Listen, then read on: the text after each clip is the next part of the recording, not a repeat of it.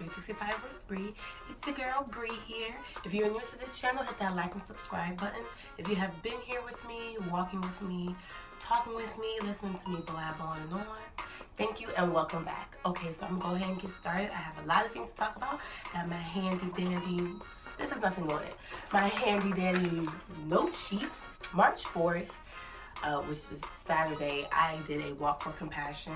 I was talking about that in my previous video, vlog number 14. Walk for compassion is where you raise money and send it out like a missionary's trip, but you're just sending the money out to places where there's high poverty for children. They don't really eat. Helps build housing and put them in school, keep them in school, put them in school, give them clothes, fresh water, food. And there's 6 stations, okay? And walking with your church or whoever you did the fundraising with. I was with my church. There was a lot of churches there. I go to New Hope Aina or Hawaii Kai.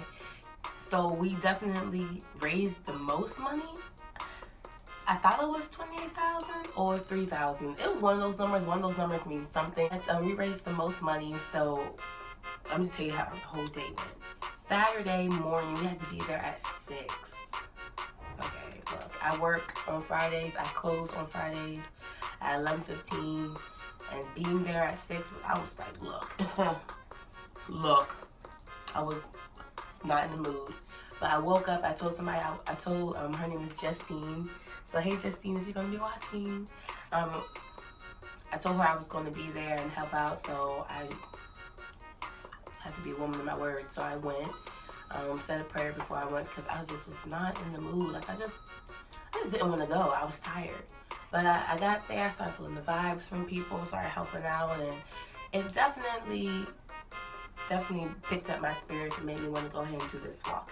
Each station, there's a small little like minute and a half clip you have to watch while you're walking there or when you get there. And so when I got to station 1, like it shows you what the little children eat and what more or less what they don't eat, because it's literally like a spoonful of food. And I'm thinking I eat a spoonful of food and I add some more and add some more. Like a spoonful of me is tasting the food. You know what I'm saying? And then I have to go in there and get my grab on. So at first I thought it was really depressing. I was like, okay, like I'm about to be crying and all this stuff on this walk. But it was humbling because the more we got to it, and like by the time we got to station 2, it was showing us their housing. And you know, by the time we got to station 3, it was showing that, you know, the little boy's mom had gotten sick. And then station 4, the mom had died, so I had to take care of his brothers and sisters. It showed this one guy's story over and over. I mean, not over and over, but it showed his one story throughout the whole walk. But other than that, at the end, it turned out to be a good story because the guy who was narrating, it was his story, and he stayed in school, and he, because of the Walk for Compassion, and people helped him out, and he ended up being a great success story. The feelings for me went from depressing, humbling, having gratitude, being thankful, and hope. I had a great time fellowshipping with my church, fellowshipping with, you know, my mom and friends around me. And then while we were walking, there was a lot of homeless there. So even in the midst of doing something for somebody else across the water or across the way or across the world or wherever, there were people laying out with nothing to eat, nothing to put on, right while we were walking. So that part to me was just a shell shock, because you have that is, you know, it's polar opposites. Here I am really thinking about after I got done the walk, what I'm gonna be eating, and this guy is over here probably thinking about what's he gonna eat, you know, for the next couple of days or stuff. Like it was just really a shell shock for me, and it was a humbling experience. So I definitely will be doing it again.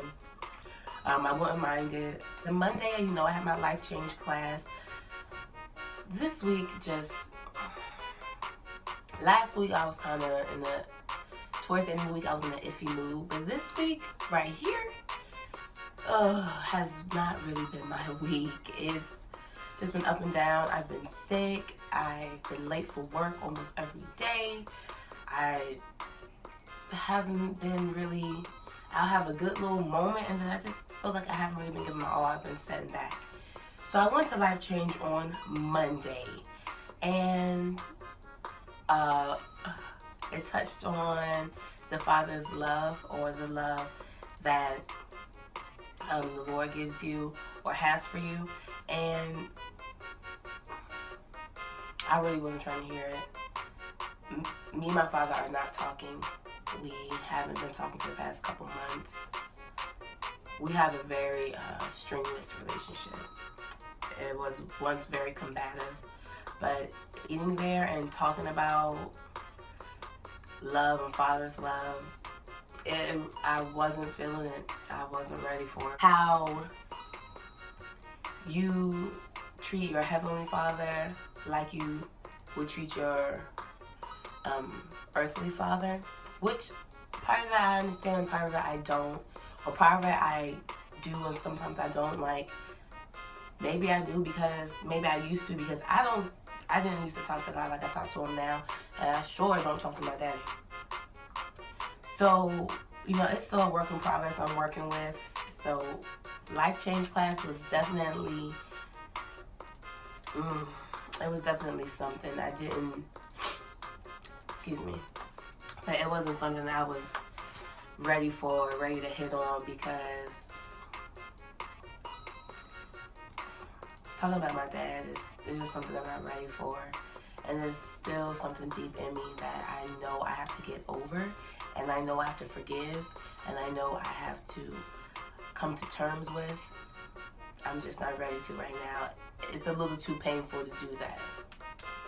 Not that he was so bad, but the things he did to me, or the things he did to my brother, or the things he did to my mom, or the things he did in our lives as a family, you know, when we were all together as a family, good and bad, it affects me to this day in my relationships with if I have a relationship with my boyfriends or whatever, or if I have a relationship with just random people, like just interacting with other people, some of the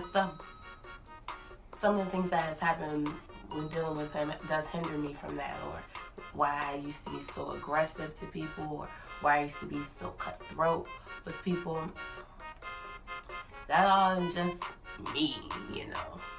So I know I have some issues with that, but Life Change definitely talked about your fatherly love, knowing that God loves you, Jesus loves you.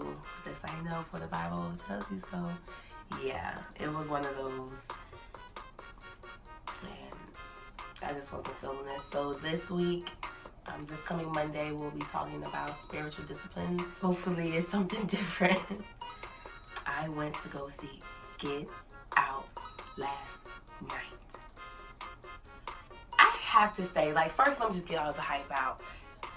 Great movie. Great movie. Great movie, great movie, great. I loved that movie. I'm going to go see it again because my brother and my mom haven't seen it. So we're going to go together and see it. I went by myself. I went to the premiere theater. Here, you know, the premiere theater give you, I don't know if that's everywhere, but it's first time for me.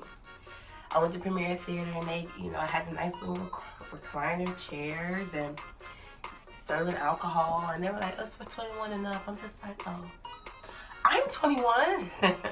So they were giving alcohol. I had me a few glasses of wine. Yes, I did.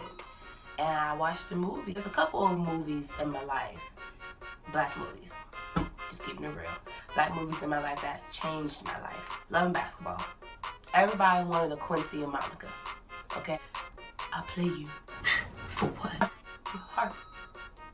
Everybody wanted a Quincy and Monica relationship. I don't care what you say, who you are, whatever. 13th. 13th is the movie I saw, the Black Lives Seminar. Changed my life. Changed my life. Changed my outlook on a lot of things. Definitely got me. That's a movie that turns me around and made me want to be like, okay, you know what? I need to go ahead and learn more about my history. Not just what they're teaching me in school, because that ain't nothing. Not what they're teaching me, you know what I'm saying, on the TV or whatever. You know, I need to really go out here and learn my history about my culture. So that movie really changed me around. I have mixed feelings about Django.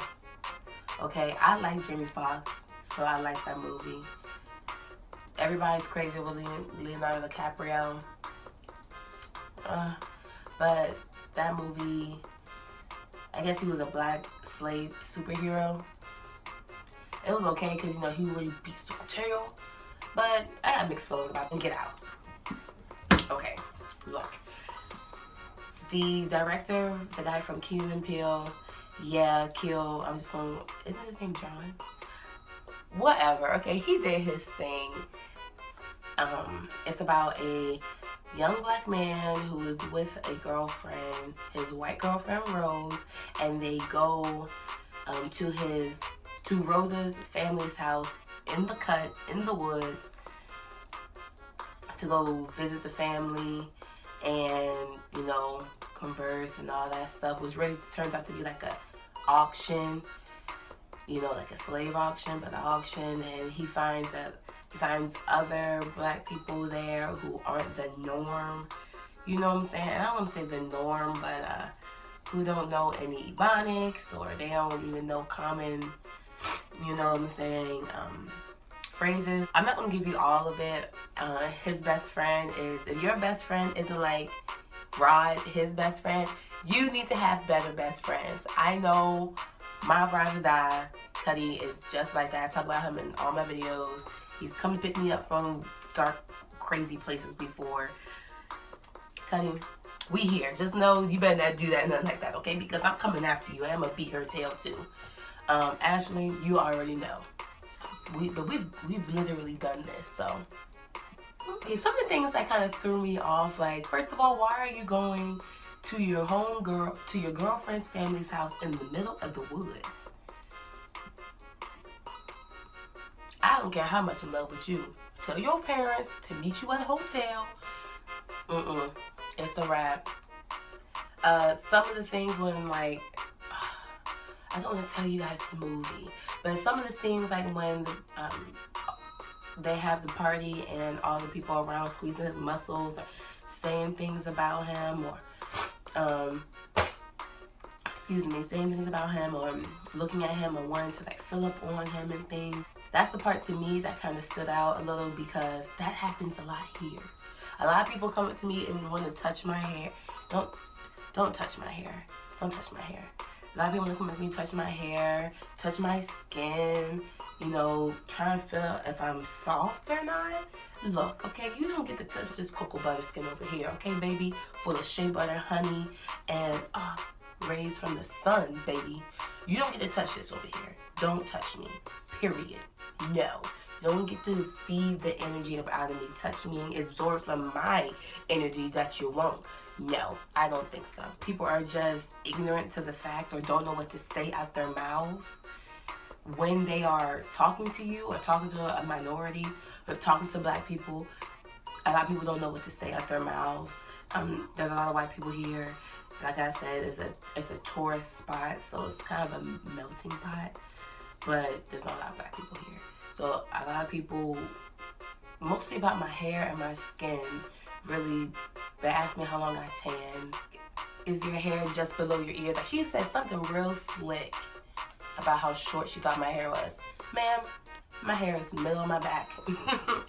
I had somebody after I take these out. So when I was in the movie theater, there was only about 3 or 4 couples in there who were black. And then there were like 2 interracial couples.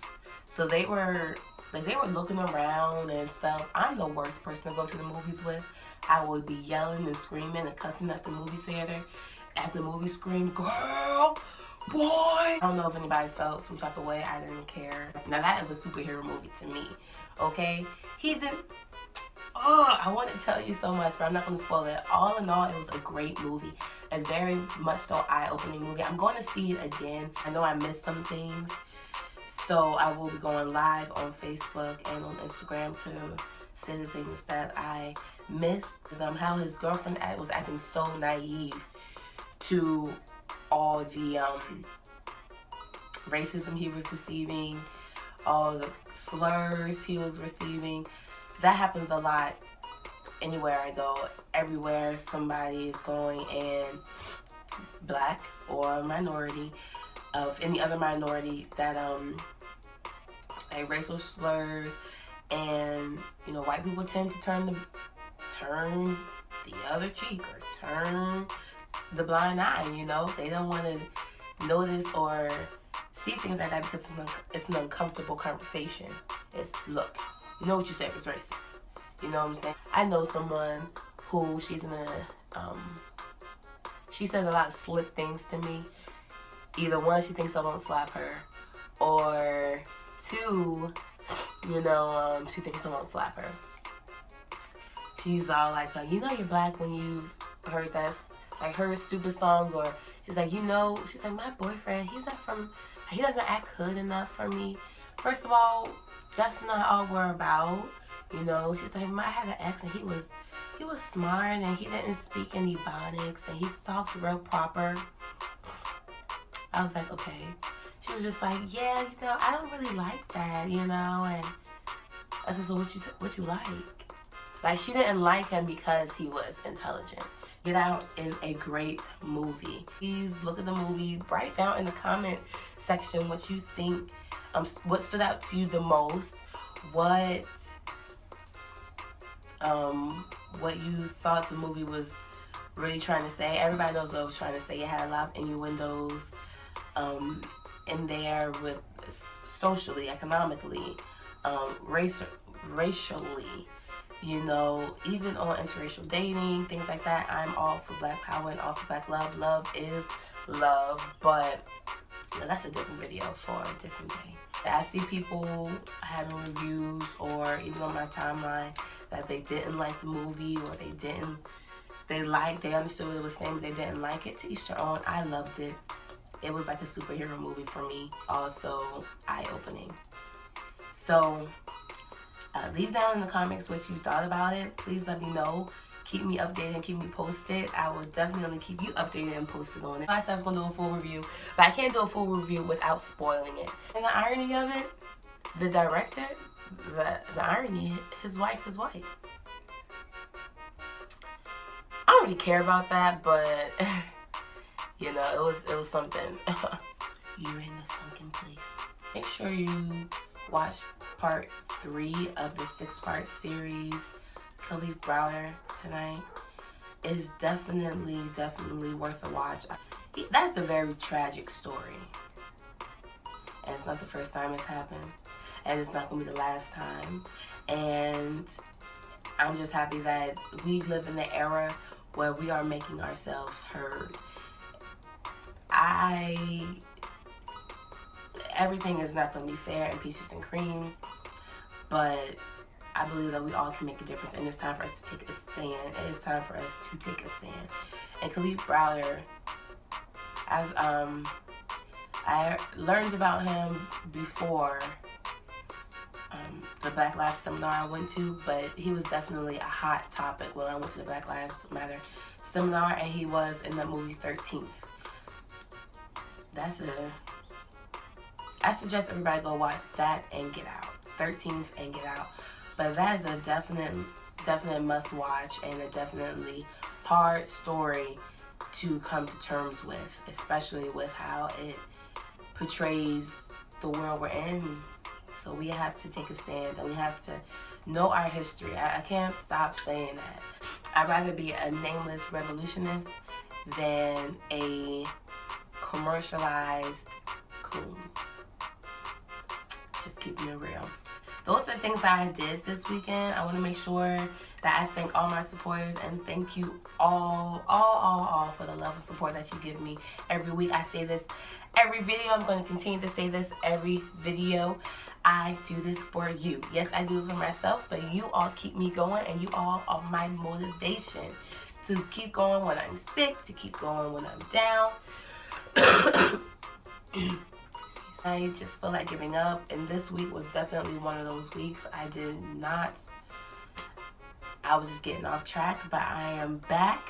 And I appreciate all the words of encouragement, keeping me going, keeping me straight and narrow. 13th, go see Get Out, and make sure you watch the Khalif Browder part 3 tonight. So make sure you follow me on Facebook, Brianna King. Instagram, @Brianna, and Curvy_BRE. Thank you all for tuning in this week, and bye. I like to cha-cha. Hey.